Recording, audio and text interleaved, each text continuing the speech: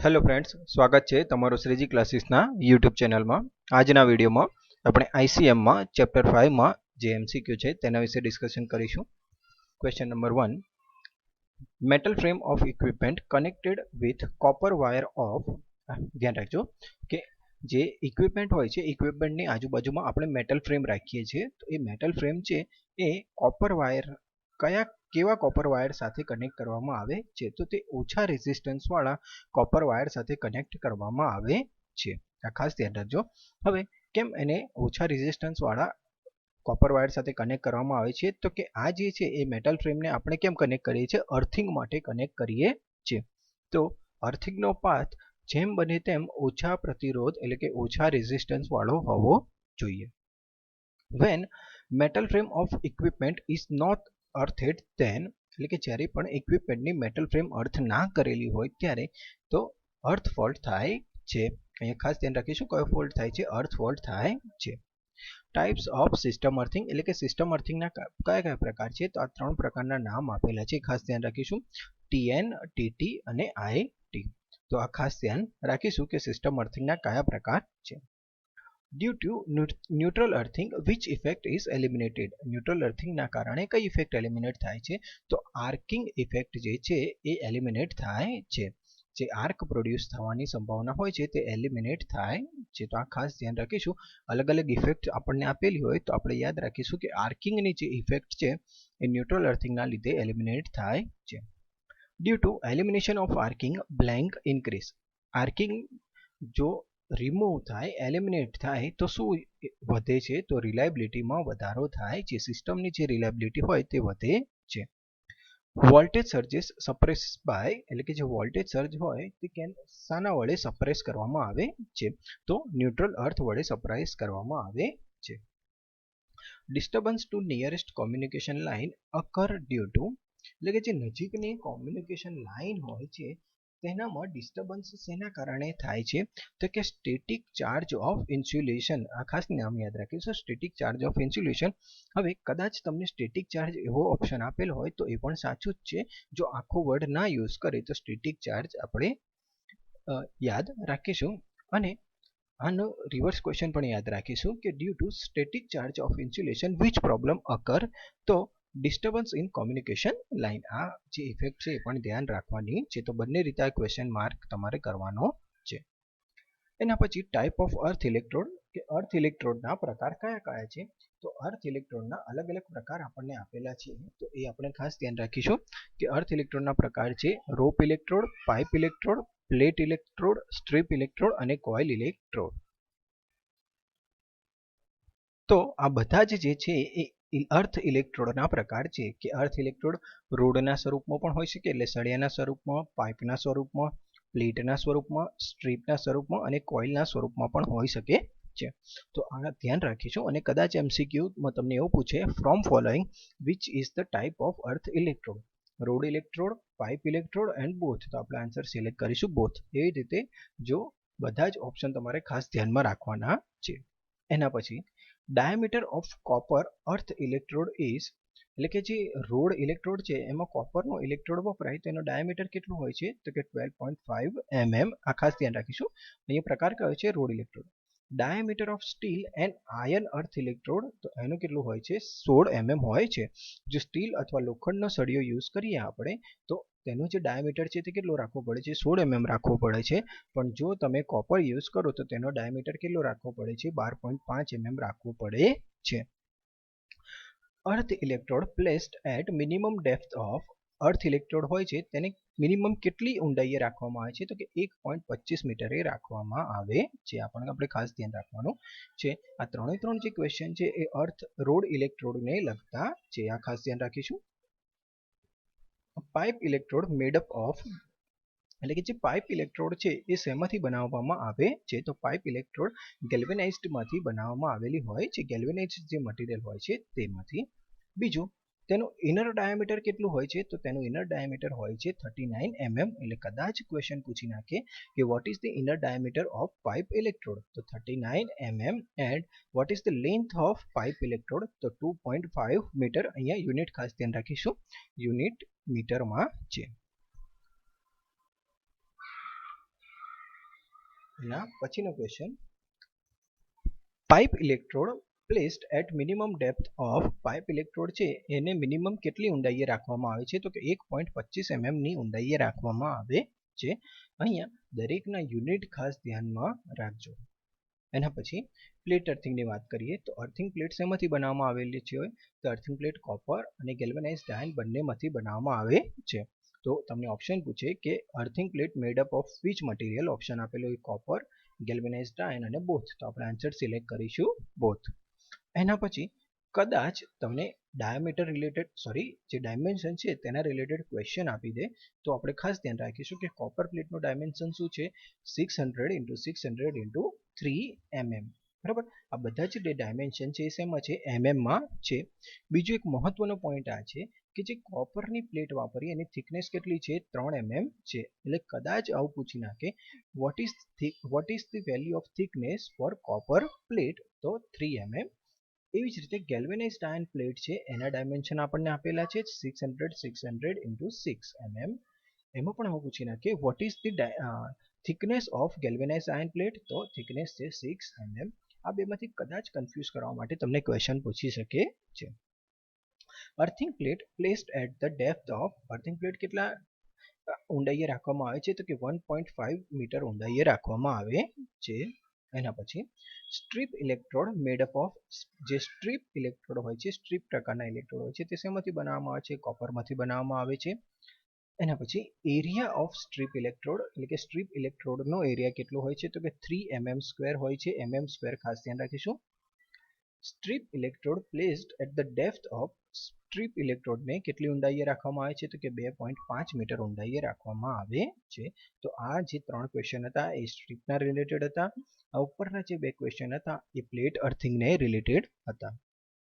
Which wire is used in coil electrode? હવે coil ઇલેક્ટ્રોડના લીધે કોઇલ ઇલેક્ટ્રોડને લગતા MCQ કે which wire is used in coil electrode? Coil ઇલેક્ટ્રોડમાં કયું વાયર વાપરવામાં આવે છે? તો ખાસ ધ્યાન રાખીશું GI વાયર વાપરવામાં આવે છે.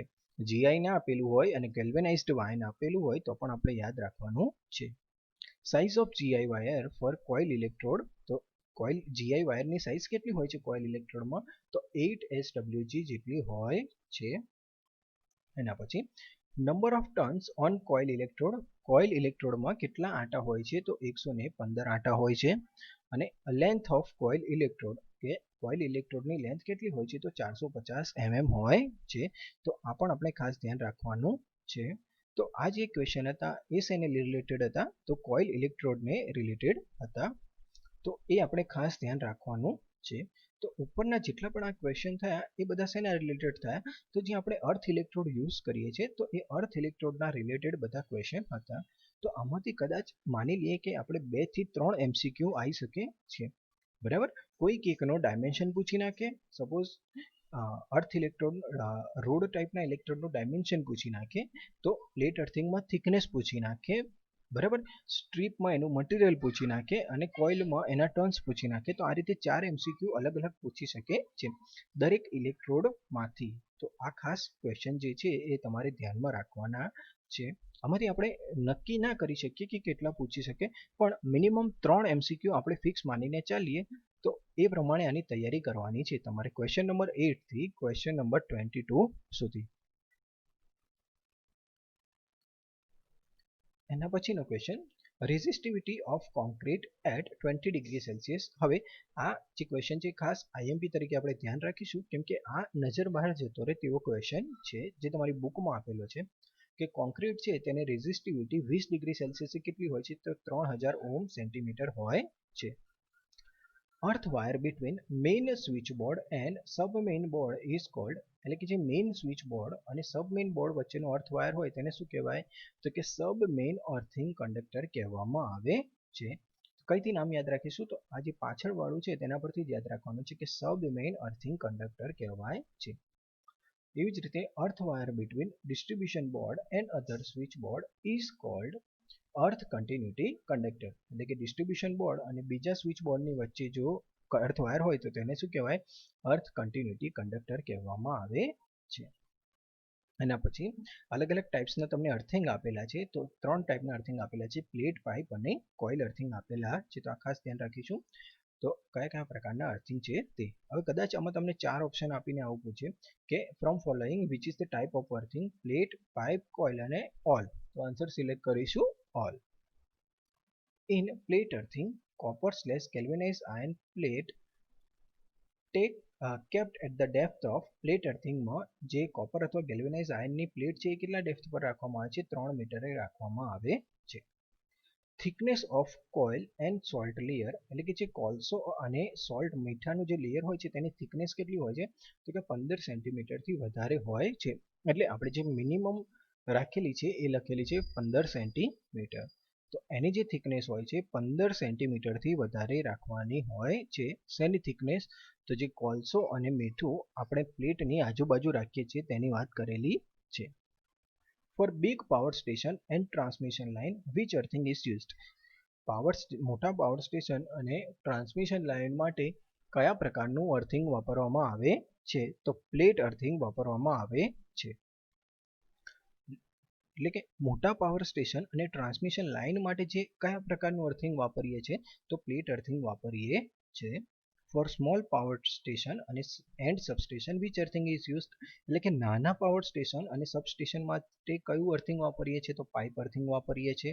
બરાબર. તો આ બંને ક્વેશ્ચન ખાસ ધ્યાનમાં રાખવાના છે કે આ બંને એપ્લિકેશન રિલેટેડ ક્વેશ્ચન છે કે પ્લેટ અર્થિંગ ક્યાં યુઝ થાય છે અને પાઇપ અર્થિંગ ક્યાં વપરાય છે. તો એ પૂછવાની પોસિબિલિટી વધારે હોય છે. તો આ બંને ક્વેશ્ચન તમારે ખાસ ધ્યાનમાં રાખવાના છે. Thickness of layer of coal and salt for coil earthing, એટલે કે જે આપણે કોઇલ અર્થિંગ રાખીએ છીએ તો એમાં કોલસા અને મીઠાનું જે લેયર હોય છે એની થિકનેસ કેટલી હોય છે? તો 300 mm હોય છે. Which earthing system use for distribution pole? આપણે ખાસ ધ્યાન રાખીશું કે ડિસ્ટ્રીબ્યુશન પોલ માટે કઈ અર્થિંગ સિસ્ટમ વાપરવામાં આવે છે? તો કોઇલ અર્થિંગ વાપરવામાં આવે છે. આ ક્વેશ્ચન નંબર 29, 30 અને જે 32 છે એ એપ્લિકેશન રિલેટેડ ક્વેશ્ચન છે કે પ્લેટ અર્થિંગ ક્યાં વપરાય છે, પાઇપ અર્થિંગ ક્યાં વપરાય છે અને કોઇલ અર્થિંગ ક્યાં વપરાય છે. જેમ કે તમે જોયું પ્લેટ અર્થિંગ ક્યાં વપરાય? તો મોટા પાવર સ્ટેશન અને ટ્રાન્સમિશન લાઇન માટે. પાઇપ અર્થિંગ ક્યાં વપરાય? સ્મોલ પાવર સ્ટેશન અને સબસ્ટેશન માટે. અને કોઇલ અર્થિંગ ક્યાં વપરાય? ડિસ્ટ્રીબ્યુશન પોલ માટે વપરાય છે. તો આ ત્રણે ક્વેશ્ચન યાદ રાખવાના અને તેના રિવર્સ ક્વેશ્ચન પણ યાદ રાખીશું કે કોઇલ અર્થિંગ યુઝ ફોર, પછી તમને ઓપ્શન આપી દીધા અલગ અલગ, તો આપણે ધ્યાન રાખીશું ડિસ્ટ્રીબ્યુશન પોલ માટે વપરાય છે. એવી જ રીતે ઉપરના બે ક્વેશ્ચન માટે પણ આ વસ્તુ ખાસ ધ્યાનમાં રાખવાની છે. એના પછી for rocky bed which earthing system is use? તો રોકી બેડ માટે કઈ અર્થિંગ સિસ્ટમ વપરાય છે? તો સ્ટ્રીપ અર્થિંગ વાપરાય છે. આ ખાસ ધ્યાન રાખીશું. રોકી બેડ માટે કઈ અર્થિંગ વપરાય છે? તો સ્ટ્રીપ અર્થિંગ વપરાય છે. For sandy bed which earthing system is used? એટલે કે જે રેતાળ જમીન હોય, અહીંયા રોકી બેડ એટલે ખડકાળ જમીન અને સેન્ડી બેડ એટલે કે રેતાળ જમીન. તો રેતાળ બેડમાં કઈ જમીન વપરાય? તો કયું અર્થિંગ વપરાય? તો મલ્ટિપલ અર્થિંગ વાપરવામાં આવે છે. મલ્ટિપલ અર્થિંગ એટલે એક કરતાં વધારે અર્થ ઇલેક્ટ્રોડ વાપરવામાં આવે છે. આ પણ ખાસ ધ્યાનમાં રાખીશું. For extra high voltage system which earthing system is used? જે EHV સિસ્ટમ હોય છે તો એના માટે આપણે કઈ અર્થિંગ વાપરીએ છીએ? અહીંયા કદાચ તમે કન્ફ્યુઝન કરવા માટે EHV સિસ્ટમ એવું નામ આપી દે તો પણ ખાસ ધ્યાન રાખીશું કે EHV સિસ્ટમ પણ એ એક્સ્ટ્રા હાઈ વોલ્ટેજનું ટૂંકું નામ છે. તો એક્સ્ટ્રા હાઈ વોલ્ટેજ સિસ્ટમ માટે કયું અર્થિંગ વાપરવામાં આવે છે? તો કે રે અર્થિંગ વાપરવામાં આવે છે. તો જેવી રીતે ઉપરના ત્રણમાંથી એક MCQ પૂછવાની પોસિબિલિટી વધારે છે એવી જ રીતે આ નીચેના ત્રણમાંથી પણ MCQ પૂછવાની પોસિબિલિટી વધારે છે. તો 6 જે MCQ છે એ શેના રિલેટેડ છે? એપ્લિકેશન રિલેટેડ થાય છે. તો આપણે 6 માંથી મિનિમમ 2 MCQ માનીને ચાલવાના છે. તો આ ખાસ ધ્યાન રાખજો. એના પછી at the ends of underground cable which earthing is used? આ પણ IMP ક્વેશ્ચન તરીકે ધ્યાન રાખીશું કે અંડરગ્રાઉન્ડ કેબલના જે અંત હોય છે, છેડાઓ હોય છે, ત્યાં કયું અર્થિંગ વાપરવામાં આવે છે? તો પ્લેટ અર્થિંગ વાપરવામાં આવે છે. ખાસ ધ્યાન રાખીશું. અંડરગ્રાઉન્ડ કેબલ છે, અંડરગ્રાઉન્ડ કેબલના અંતમાં છેડામાં કયું અર્થિંગ વાપરવામાં આવે છે? તો પ્લેટ અર્થિંગ વાપરવામાં આવે છે. એવી જ રીતે underground cable earthed at some location by, હવે જે છેડાની વાત તો આપણે કરી નાખીએ કે જેના એન્ડ કનેક્શન છે એ અર્થ આપણે પ્લેટથી કરીએ, પણ એની વચ્ચેની જે પોઈન્ટ્સ હોય ત્યાં પણ અર્થિંગ કરવામાં આવે છે અને તે જે અર્થિંગ છે તે રોડ અર્થિંગ કરવામાં આવે છે. તો ખાસ ધ્યાન રાખીશું કે કેબલની વચ્ચે જે અર્થિંગ કરવામાં આવે તે કયા હોય છે? રોડ અર્થિંગ હોય છે. અને એન્ડમાં જે કનેક્શન કરવામાં આવે છે તે પ્લેટ અર્થિંગ હોય છે. તો આ પણ બે ક્વેશ્ચન ખાસ ધ્યાનમાં રાખીશું, કેમ કે આ ઘણા બધાના માઇન્ડમાં આ ક્વેશ્ચન હોય નહીં, પરંતુ આપણા સિલેબસ રિલેટેડ છે એટલા માટે આ ખાસ ધ્યાનમાં રાખવાના છે. Value of earth resistance inversely proportional to, જે અર્થ રેઝિસ્ટન્સની કિંમત છે એ કોના વ્યસ્ત પ્રમાણમાં હોય છે? તો કે અંતરના વર્ગના, એટલે કે ડિસ્ટન્સના વર્ગના વ્યસ્ત પ્રમાણમાં હોય છે. એના પછી આપણને એક ટેબલ આપેલું છે તમારી બુકમાં, આમાંથી આપણે એક એમસીક્યુ ખાસ માનીને ચાલીશું. એની પોસિબિલિટી 100% જ માનીશું, કેમ કે આનામાંથી એક એમસીક્યુ પૂછાઈ શકે છે. શું આપેલું છે તમને? તો સિસ્ટમ આપેલી છે અલગ અલગ, અને તેમાં આપણે મેક્સિમમ અર્થ રેઝિસ્ટન્સ કેટલો રાખી શકીએ એની કિંમત આપેલી છે. લાર્જ પાવર સ્ટેશન હોય તો તેના માટે અર્થ રેઝિસ્ટન્સની કિંમત 0.50 ઓમ, પાવર સ્ટેશન અને સબસ્ટેશન હોય તો 1 ઓમ, સ્મોલ સબસ્ટેશન હોય તો 2 ઓમ, ડોમેસ્ટિક ઇન્સ્ટોલેશન હોય તો 8 ઓમ, અને earthing plate to any part of circuit, એટલે કે જે આપણે અર્થિંગ પ્લેટ હોય તો એનાથી જે અલગ અલગ પાર્ટ હોય સર્કિટના ત્યાં સુધી તો 1 ઓમ હોય છે. તો આ ખાસ ધ્યાન રાખવાનું છે. અહીંયાથી તમને ક્વેશ્ચન આવો પૂછી શકે, what is the value of earth resistance for domestic installation, એટલે કે ડોમેસ્ટિક ઇન્સ્ટોલેશન માટે અર્થ રેઝિસ્ટન્સની કિંમત કેટલી હોય છે? તો 8 ઓમ હોય છે. હવે અહીંયા તમે જોશો તો જેમ જેમ તમારા ઇક્વિપમેન્ટના રેટિંગ વધતા જાય તેમ તેમ અર્થ રેઝિસ્ટન્સની કિંમત ઓછી થતી જાય છે. એવી જ રીતે તમને ક્વેશ્ચન આવો પૂછે, what is the value of earth resistance for large power station? તો 0.50 ઓમ. તો ખાસ ધ્યાન રાખીશું, આમાંથી આપણે એક એમસીક્યુ ફિક્સ માનીને ચાલીશું. Earth resistance increase due to, earth resistance શેના કારણે ઇન્ક્રીઝ થાય? તો લૂઝ કોન્ટેક્ટના કારણે ઇન્ક્રીઝ થાય. પછી મોઇશ્ચર કન્ટેન્ટ હોય, એટલે કે જો ભેજ હોય તો પણ અર્થ રેઝિસ્ટન્સ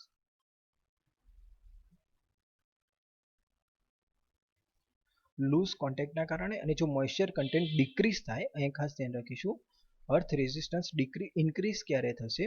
તો મોઇશ્ચર કન્ટેન્ટ જ્યારે ડિક્રીઝ થશે ત્યારે, બરાબર.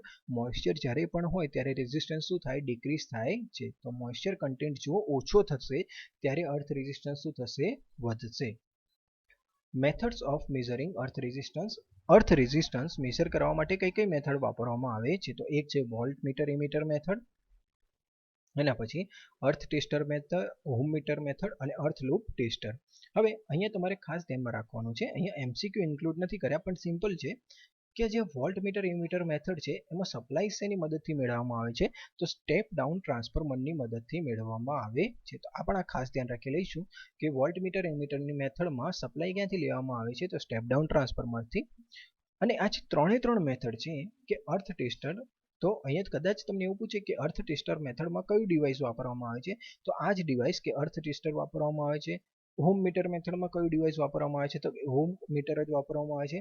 અને અર્થ લૂપ ટેસ્ટરમાં કયું ડિવાઇસ વાપરવામાં આવે છે? તો કે અર્થ લૂપ ટેસ્ટર જ વાપરવામાં આવે છે. તો આ ખાસ તમારે ધ્યાન રાખવાનું છે. Earth tester has inbuilt, earth ટેસ્ટરમાં ઇનબિલ્ટ શું હોય છે?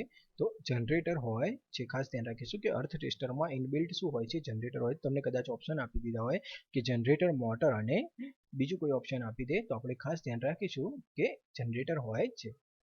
Earth tester generate voltage up to, earth tester કેટલું વોલ્ટેજ જનરેટ કરી શકે છે? તો કે 500 વોલ્ટ ડીસી જનરેટ કરી શકે છે.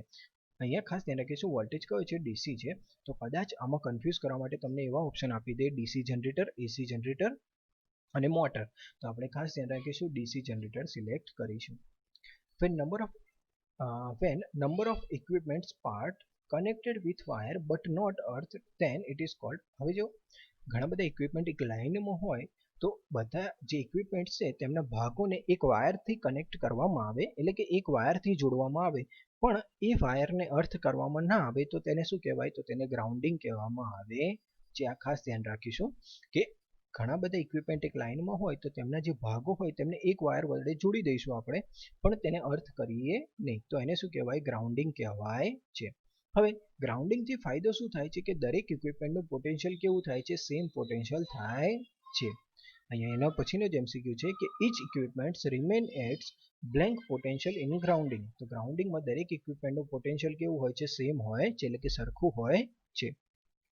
when two rotating parts joined by cable, then it is called, જ્યારે બે ફરતા ભાગો હોય છે તેમને કેબલની મદદથી જોઈન્ટ કરવામાં આવે તો તેને શું કહેવાય? બોન્ડિંગ કહેવામાં આવે છે. હવે આ બોન્ડિંગ કેમ કરવું પડે? તો કે જ્યારે બે ફરતા ભાગ હોય પાર્ટ્સ એમની વચ્ચે ઘસારો થાય ને તો એમના પર પોટેન્શિયલ ઉત્પન્ન થાય છે. તો એ પોટેન્શિયલને સરખો રાખવા માટે તેમને એક ફ્લેક્સિબલ કંડક્ટર વડે બંને ભાગને જોડી દેવામાં આવે છે કે જેથી બંનેની ઉપર પોટેન્શિયલ કેવો રહે, સરખો રહે. એટલા માટે એને નામ આપેલું છે બોન્ડિંગ. બરાબર, બંનેને જોડવામાં આવે છે. તો આ ખાસ ધ્યાન રાખીશું.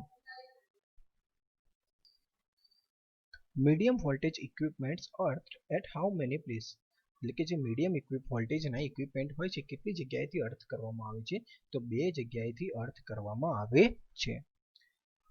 Neutral of high and extra high voltage line earth at, જે ન્યુટ્રલ છે હાઈ અને એક્સ્ટ્રા હાઈ વોલ્ટેજનું, એને કેટલી જગ્યાએ અર્થ કરવામાં આવે છે, તો કે 2 જગ્યાએ 2 ઇલેક્ટ્રોડ વડે અર્થ કરવામાં આવે છે. આપણે ખાસ ધ્યાન રાખીશું. એના પછીનો ક્વેશ્ચન છે પોઈન્ટ્સ ટુ બી અર્થેડ, એટલે કે જે આપણી ઇલેક્ટ્રિકલ સિસ્ટમ છે તેમાં કયા કયા પોઈન્ટ અર્થ કરવા જોઈએ. તો આપણે આ ખાસ ધ્યાન રાખવાનું છે